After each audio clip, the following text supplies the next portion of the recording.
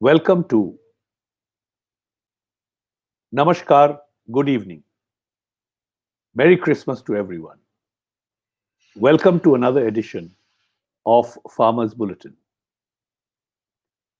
ये बात कल कई साथियों ने पूछा कि मैं अंग्रेजी में क्यों बोल रहा हूं। दरअसल बात यह है कि मैं दक्षिण भारत के और हिंदी ना बोलने वाले जो हमारे देश के नागरिक हैं, उनके लिए ये बुलेटिन जारी करता हूं और थोड़ी देर बाद शाम को 7 बजे या 8 बजे योगेंद्र जी हिंदी में बुलेटिन करते हैं। तो एक बुलेटिन इंग्लिश, एक बुलेटिन हिंदी और यही वजह है मेरा इंग्लिश में बोलने का। So as I was saying, today is a very important day in the ongoing farmers' struggle because today the Prime Minister chose to lead the charge from the front. He had a lot to say, बहुत कुछ बोलने का था उनको, but उसमें बाद में आते हैं। पहले आने वाला क्या कार्यक्रम है? What are the programs that are due, that have been announced by farmers organizations and platforms? Let me tell you that. The farmers organizations have decided that they will organize a Dhikkar Divas, a day to shame the government, on 26th December, that's tomorrow. All over India, this program will be held. And we expect roughly 5,000 spots at which Dhikkar Divas will be done in big numbers by farmers and common people. In the meanwhile, the continuous protests, sit-in protests, dharnas, have increased in number, and currently there are about 200 districts where this is happening. 200 districts out of about 650 districts of this country. So almost one third of the country is involved in the farmers' protest today.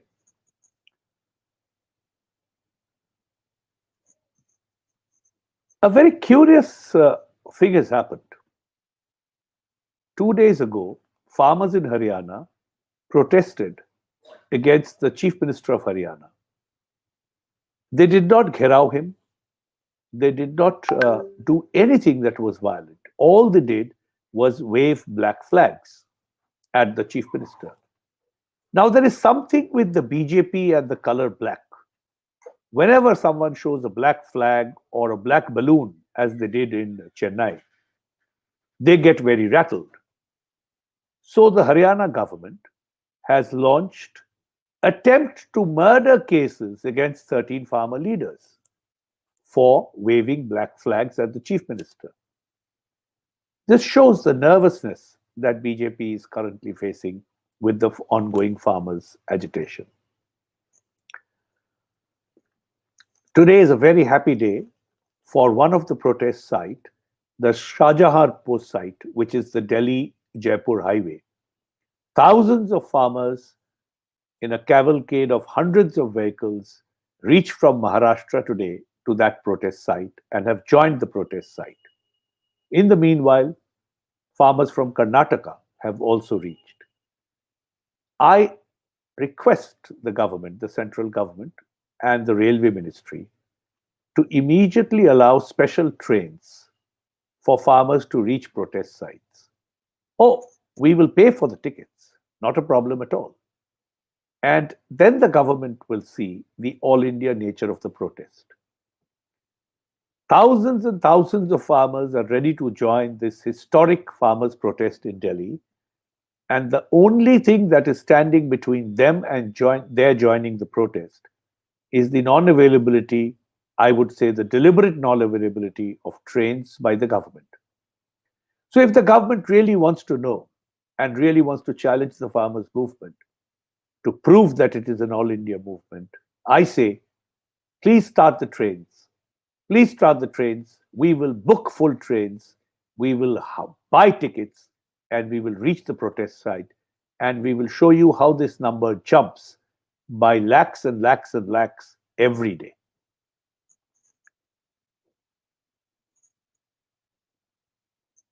Today, the Prime Minister disbursed, quote unquote, disbursed 18,000 crore rupees to 9 crore farmers under the PM Kisan scheme. Now, this scheme, mind you, was announced in February 2019, was given retrospective effect from December 2018, and has been going on. This is the seventh installment. It's an ongoing scheme of disbursing 2,000 rupees every 4 months to farmers who register in that scheme. It's a cash input to farmers. Why the Prime Minister chose to make such a song and dance about this scheme, which has been going on for a long time, is for everyone to see. You see, because the BJP government at the center has done so little for farmers on the ground, because it is full of advertisement for farmers, every little thing that they have done, they wish to advertise and take full advantage of. I don't think in the history of India, any Prime Minister has made disbursement of the seventh installment of an ongoing scheme a major political issue, but Mr. Modi chose to do so. He also wanted to address the farmers, and that's what today's bulletin is about.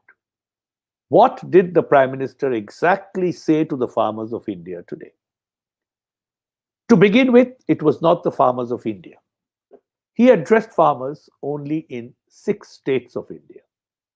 He did not address the protesting farmers of Punjab. He, in fact, did not address Punjab farmers at all. One would want to know why. In any case, it is his prerogative who he wishes to talk to. After all, he has taken a decision that he will selectively play Prime Minister to whoever he wants. He has refused to become Prime Minister to 70% of the farmers of the country, 70% of the population, beg your pardon, of the country, that is the farmers and the farm workers. Well, that's his choice. So what did we hear in that speech today? Well, this is my coinage. I hope it doesn't hurt the Prime Minister too much. But this is what I want to say about his speech. It was a fusion of false, fake, and fabricated news. A fusion of false, fake, and fabricated news. I mean, it's common knowledge that politicians often are economic with the truth. But what the Prime Minister did today was he spent 20 minutes uttering lies and only lies. Let's see what he said. He first said that my government is ready to engage with farmers, even those who are protesting, provided it is based on issues, fact, and logic. I do not know, despite 6 months of articulation, why the Prime Minister and his team has not been able to understand the issue. The issue, Mr. Prime Minister, is very simple. Like everyone else in this country, farmers want assured, guaranteed income. No, sir. They don't want jobs. They don't want salaries. They are primary producers. They are food warriors. They provide food security to the country. But the food they produce, they want a guaranteed price and a guaranteed market for it. This is the issue. They have created laws, brought it to the parliament, and have asked the lawmakers to legislate it. But unfortunately, sir, that has not been done. Instead, you have brought 3 laws which walk the other direction. They say that farmers must be left at the mercy of large corporations, big trading houses, and businessmen if they want good prices. Mr. Prime Minister, the farmers are not ready to be at the mercy of these mega corporations. The Prime Minister knows very well that the farmers have elected him and they have expectations from him. And the issue, Mr. Modi, is that the farmers want laws to guarantee their income, and you must provide such a law. You cannot provide a law which makes their income dependent on the good wishes of very, very large corporations and very rich people. So, sir, if that is the law you have made, which you have, please take it back. The farmers don't want it. Repeal it. That's one issue. The facts, sir. In 2016, you said that the farmers' income will be doubled in 6 years by 2022. 4 out of those 6 years have passed. Two-thirds of the time is gone. You have not anywhere produced one iota of fact about how much that increase has been in 4 years. That is the fact that we want to know. The efforts that your government talks about for income of farmers, what has it yielded? Have you been able to increase the income of farmers even by 5%? And sir, is that increase in real terms, inflation adjusted, or what? Can you please clarify? Can you please give facts about income of farmers, efforts that you have done, and results that have been achieved till now? Then we will talk about other facts, sir. The third thing is logic. I was wondering what to say on the question of logic on that word. Well, Mr. Prime Minister, your party, your administration, your colleagues, your cabinet ministers have decided to abandon logic. This is how they've done it.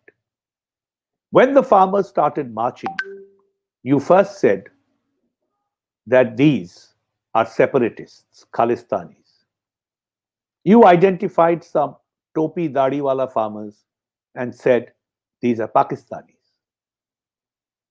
Then you said that these are opposition farmers, farmers who have been gathered, aggregated by opposition parties to harass you.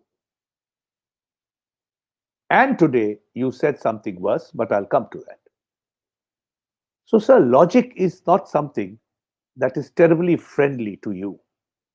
Please focus on the only logic that is required in this issue. Farmers want assured and guaranteed price. They want legal guarantee for this.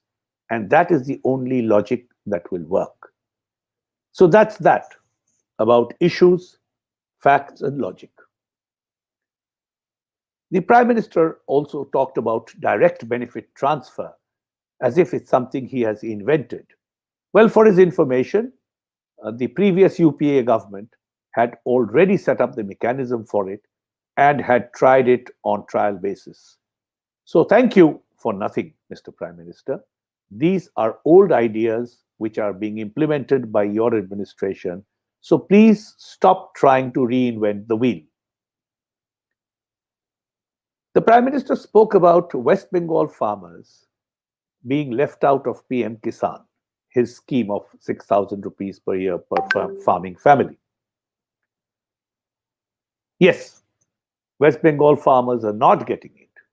Yes, the government of West Bengal is not cooperating with the central government in certifying land documents so that they get it. But sir, just a few days ago, the Home Minister passed an order transferring IPS officers and IAS officers from West Bengal, completely without precedence. Why don't you make a similar effort to go through the digitized land records which are available online and pay the West Bengal farmers? Why doesn't your party, which boasts of a great spread in Bengal, go from door to door, register, check documents, and try to give the West Bengal farmers? The issue is, and we all understand, you want to politicize this. You do not want to pay the farmers, but you want to say that you want to pay the farmers. Your intent is to be able to say that you want to pay, not to pay. So please change and check your intention, and perhaps farmers will feel better about you. The Prime Minister brought up an important issue, a very important issue today. He spoke about elections. He said that the farmers are supporting the BJP and hence his laws must be right. I think all of us, all Indian voters, have a duty to vote to show the Prime Minister that we are concerned about our food security. We don't want it to be handed over to the Adanis and the Ambanis. We are worried about the primary food producers of this country. We want them to be sovereign, independent. We don't want them to be corporate slaves. And yes, we should answer the Prime Minister through elections. That is how a democracy functions. The Prime Minister spoke about Kerala not having any APMC, the regulated government market where farmers bring their produce. Again, this is deliberate twisting of facts, what I called fusion of false, fake, and fabricated information. Kerala does not have APMC, yet the Kerala government's agencies are the highest procurers of farmers' produce. Kerala farmers are getting much better prices for their produce than rest of India. And that is because of the government intervention, which is exactly what the farmers all over the country want. And as a person from Bengal, let me make this very clear to you, Mr. Prime Minister. Farm workers from Bengal who get 400 rupees a day as wages travel to Kerala because they get 700, 800 rupees a day. Please ask your leaders in Bengal to confirm this. So Kerala farmers are doing well because the government is supporting them. And despite non-existence of APMCs, the role of government is so positive that the Kerala farmers are doing better than the rest of the country. And your NSSO data will also tell you that, sir, if you wish to be friendly with data. Kerala has the third highest income among farming households in the country.